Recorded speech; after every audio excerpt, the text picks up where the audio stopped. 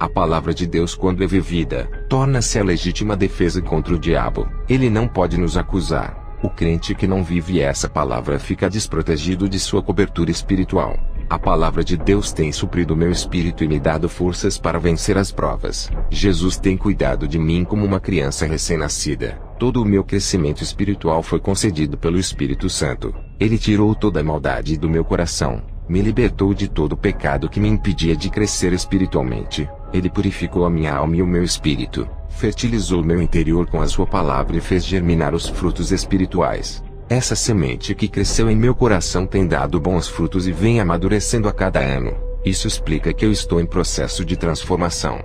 Fui para a cidade de Bogotá, na Colômbia, pregar a palavra. Fiz uma campanha em um bairro pobre, em uma igreja pequena. Fiquei preocupado com aqueles irmãos. O seu pastor disse que os irmãos já não são mais os mesmos. Perderam o calor espiritual, já não pregavam mais como antes, e aceitaram viver nessa situação de pecado. Alguns dessa igreja saíram em busca do calor que perderam, e foram para outros ministérios. O defeito não estava na igreja, estava em suas atitudes. Eles decaíram na fé, estavam à procura de igrejas que acendessem suas chamas. Jamais encontrariam essas chamas em outras igrejas se não se arrependessem de seus pecados. Se buscassem ao Senhor se arrependendo de seus pecados, aqueles galhos secos iriam enverdecer, e suas folhas cairiam e nasceriam outras novas. Os galhos floresceriam igual às flores da vara de Arão, provando que ele era santo e capacitado para ser escolhido. O galho seco não tem o Espírito Santo. Está sedento de Deus e procura meios para matar essa sede. Não tem consolador que possa encher-te.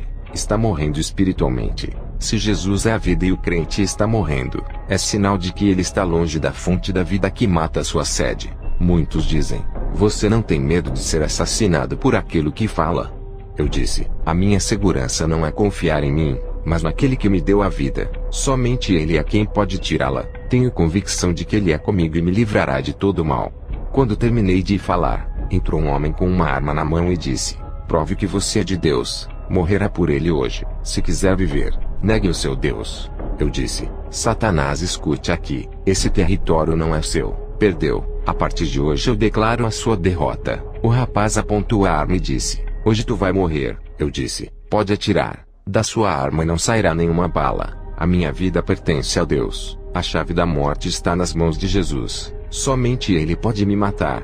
Quando eu comecei a falar essas palavras, aquele rapaz caiu endemoniado para trás. Ele estava se tremendo, parecendo que estava em convulsão. Eu expulsei os demônios. Eram legiões que estavam naquele corpo. O pastor daquela igreja disse: esse rapaz não é o primeiro. Entrou outros aqui e fechou a igreja. Você foi o primeiro que bateu de frente. Eu orei por aquele rapaz e ele aceitou a Jesus. Eu continuei falando. Deus tem segurado em minhas mãos e tem me guiado, e me cerca com a sua muralha de fogo que me serve de fortaleza. Perto dele estou tranquilo, nele tenho segurança e estarei livre do perigo. Estou em suas mãos, não posso cair, estou preso nele, me seguro nele. Não posso me dobrar diante do pecado e nem ceder para os meus desejos. Permaneço leal a ele, e firme em sua presença. Ele tem me tirado do sufoco espiritual, tem tampado minhas fraquezas, tem me estruturado em sua palavra, tem restaurado as trincas desse templo e consertado as minhas colunas quebradas para que esse templo não vá ao chão. O pecado tentou entrar nesse templo e destruí-lo. O selo do Espírito Santo impediu que o pecado entrasse em mim, e lacrou as portas desse templo. No outro dia de pregação, o pastor estava pregando. Um rapaz entrou com uma faca nas mãos para matar o pastor. O pastor ficou apavorado. Eu entrei no meio e disse: em nome de Jesus, tu estás paralisado. Aquele rapaz havia levantado a mão para dar uma facada no pastor. Seu corpo ficou paralisado como uma estátua. Eu assoprei e ele caiu.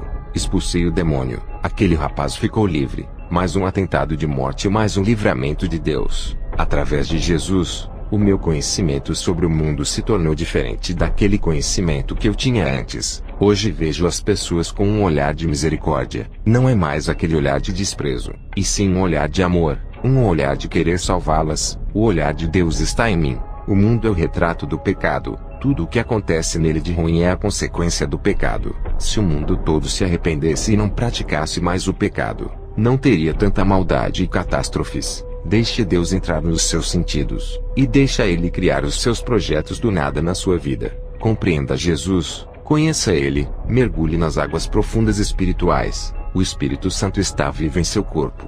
Seja um valente de Deus. Seja seu guerreiro forte. Seja submisso 100% à sua palavra. Obedecer a Deus é estar sempre debaixo de sua graça andando em seu caminho. Seja um forte de Deus. Deixe Ele usar você. Obedeça a sua palavra. Pague o preço para entrar no céu. Seja um espelho nesse mundo. Produza efeitos na vida de uma pessoa através de sua vida. Deixe o poder de Deus transformar você. Ele lhe dará força, capacitação, e fará uma potência espiritual contra o mal.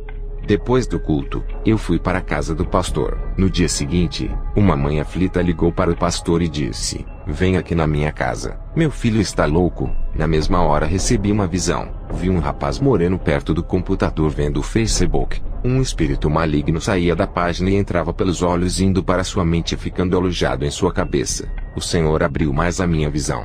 Do outro lado do computador tinha um senhor conversando com esse rapaz. Ele amaldiçoava as fotos do rapaz e jogava feitiços do outro lado. Ele era um satanista que o rapaz conheceu na rede social.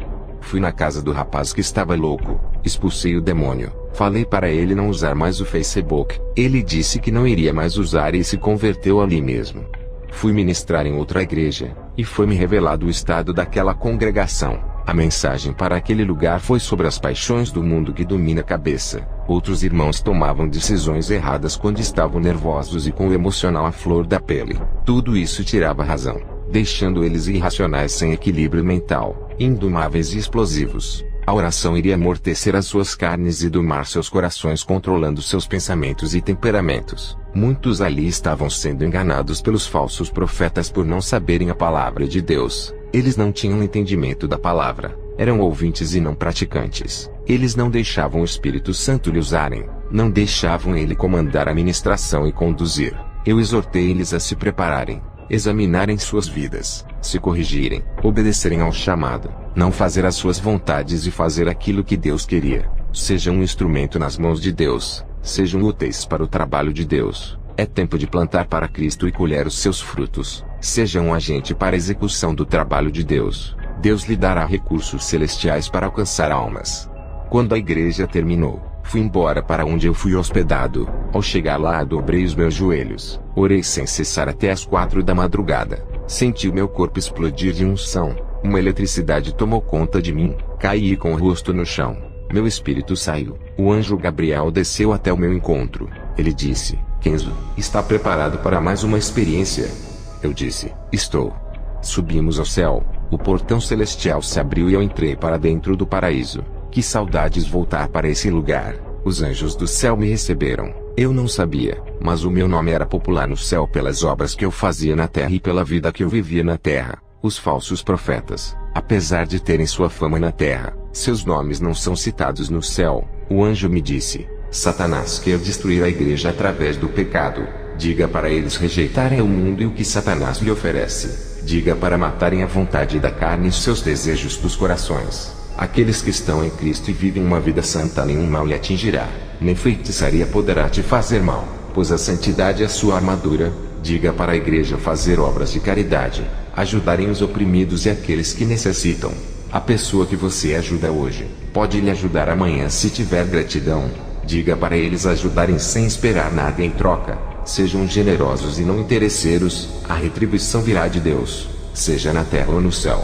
Jesus disse: "Meu servo, tu sempre teve dúvidas sobre a salvação de Salomão. Hoje irei revelar a ti onde Salomão se encontra."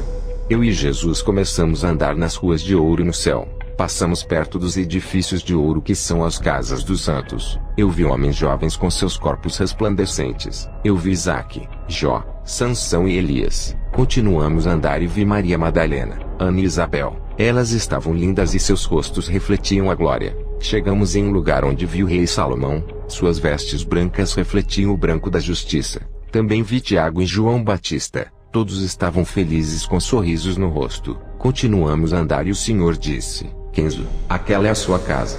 Ao olhar, eu vi um grande prédio de ouro. Depois entramos na sala das coroas. O Senhor me mostrou a minha coroa. Também vi as minhas vestes brancas, a qual eu vou me vestir quando eu for morar lá. Vi os meus galardões que eu juntei na terra através do meu trabalho para Cristo. Jesus me disse: Estamos em um tempo onde muitos estão famintos espiritualmente. Eles não sabem como se alimentar, e procuram prazeres no mundo e não conseguem suprir suas necessidades espirituais com aquilo que é passageiro. O pecado pode alimentar a carne, não o espírito, e nada adiantará, pois o meu espírito se alimenta de mim e de minha palavra. Outros procuram falsas religiões e se alimentam de demônios e de pães imundos. Eles bebem das fontes de águas sujas e poluídas. Tudo isso causa mal-estar espiritual. Diga para minha igreja se esforçar na minha doutrina pura e santa, sem contaminação com filosofias vãs e teologias falsas. Muitos bispos e apóstolos tiveram suas mentes cauterizadas pela teologia. Não têm experiência com Deus.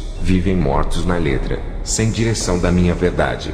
Apenas se baseiam em suas opiniões e pensamentos teológicos diferentes um do outro. Eles procuram a verdade em teologia dos homens. Não procuram a verdade em mim. Eu quero habitar neles através de meu espírito. Esses homens misturam a verdade de Deus com opiniões teológicas. Eles oferecem para as pessoas famintas uma meia verdade e uma meia mentira. Eles não procuram ter uma experiência com Deus e estão ligados com o mundo.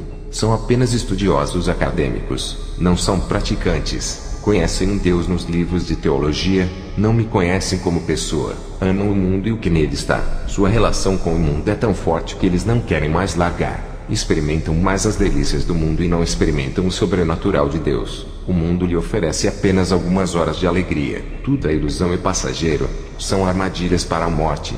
Estão aliançados como o mundo. São como ratos atraídos pelo cheiro da comida, e caem na ratoeira da morte armada por Satanás. Depois eu voltei para a terra e fui para a igreja ministrar. Uma irmã da igreja me pediu para fazer uma visita em sua casa.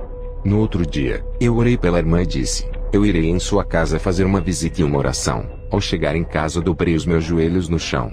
O Senhor falou comigo dizendo: não vá na casa daquela mulher. Satanás irá usar ela com mentiras para escandalizar o seu ministério. Lembra de José que foi escandalizado pela mulher de Potifar. Essa mulher irá fazer o mesmo contigo.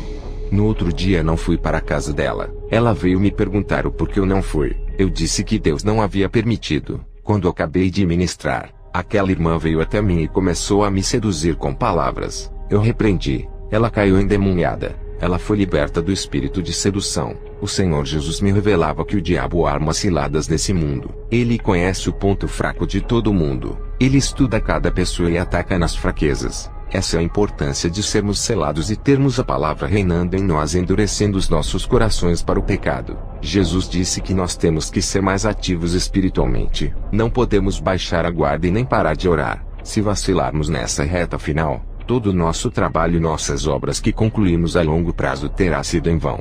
Eu tenho andado em várias igrejas. Tenho tido visões de uma mulher adormecida vestida de noiva dormindo em um sono profundo. Uma sonolência espiritual. Vamos sair dessa sonolência espiritual que não deixa vocês acordarem para a realidade do mundo espiritual. Esse sono não deixa vocês enxergarem os seus pecados. Não sabem mais diferenciar o certo do errado. Tudo é comum. O pecado é normal. Esse sono está tirando suas consciências daquilo que é espiritual. Seus olhos estão fechados para o pecado, e não se abrem para olhar para se corrigirem. Não sabem o que estão fazendo. Viraram pessoas sonâmbulas andando sem consciência das coisas. Andam em caminhos tortos pensando que estão na graça. Acordem. Vocês estão em uma guerra espiritual contra as forças do mal. Somente os fortes vencerão e os perdedores serão entregues para as legiões malignas. Serão presos e encarcerados no inferno. O galardão dos crentes perdedores são prisões e condenações eternas. Seu inimigo Satanás está tão perto de vocês,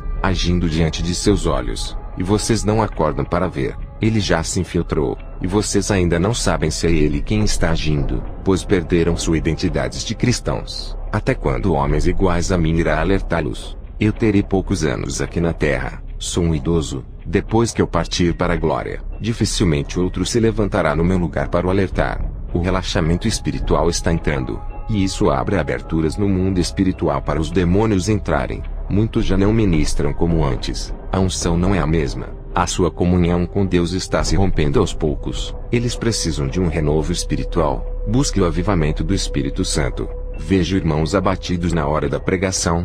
Não sentem alegria de falar de Jesus. Não deixam o Espírito Santo dissipar a tristeza e trazer a alegria. Seus rostos tristes na hora de ministrar revelam o seu estado de homens vazios por deixar os seus problemas sufocarem. Eles não deixam seus problemas fora e carregam para os dias de igreja.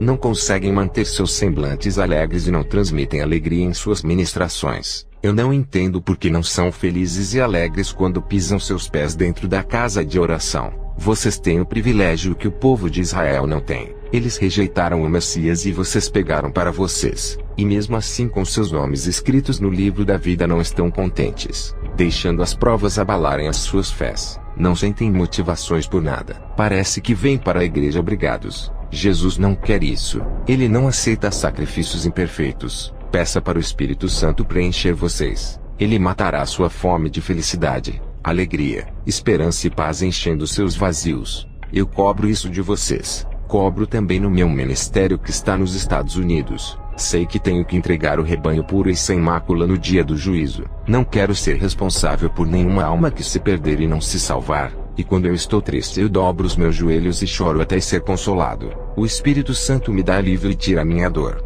Quando me levanto, estou alegre. Subo no altar rindo como representante do Evangelho. Nunca subi no altar triste. Temos que ser fortes. Perdi o meu filho David. A morte traz dores. Nem tudo o que perdemos é um mal, pois a perda representa a transformação. Isso muda o coração em relação à vida. As dores físicas e emocionais nos fazem assumir uma posição de guerreiros diante da situação, e isso agrada a Deus, nos traz para perto dele, e nos faz despertar espiritualmente. Deus testa a nossa fé para ver se estamos firmes nele.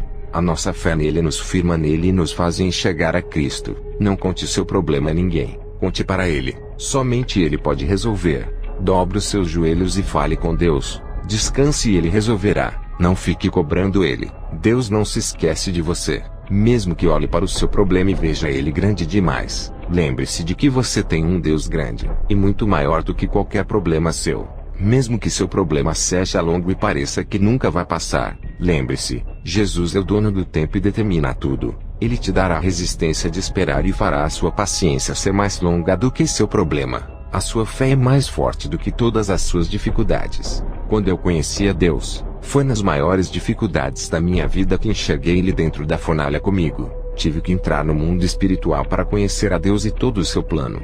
O Espírito Santo invadiu o meu ser de uma maneira que fiquei sensível ao seu toque. Minha sensibilidade espiritual ficou aguda, senti mais prazer de ficar em sua presença. Satanás apareceu para mim e tentou me desanimar. Ele disse que por mais que eu pregasse a santidade, amor, perdão e o arrependimento, por mais que eu conservasse essa doutrina não teria êxito mundial, pois ele me falou que criou falsas seitas como Mormons, Testemunhas de Jeová, Adventismo e outras seitas com aparência de igrejas caridosas e bondosas para contaminar a sã doutrina, e que era tarde demais para eu espalhar a doutrina verdadeira, pois ele estava multiplicando as suas seitas enganosas pelo mundo. Satanás foi embora e eu tive uma visão. Vi uma noiva de preto, uma falsa igreja sentada no trono e reinando. Uma voz me dizia: está multiplicando igrejas falsas. Irei buscar a minha verdadeira igreja antes que ela seja contaminada e enganada pelas falsas noivas, a noiva de Satanás.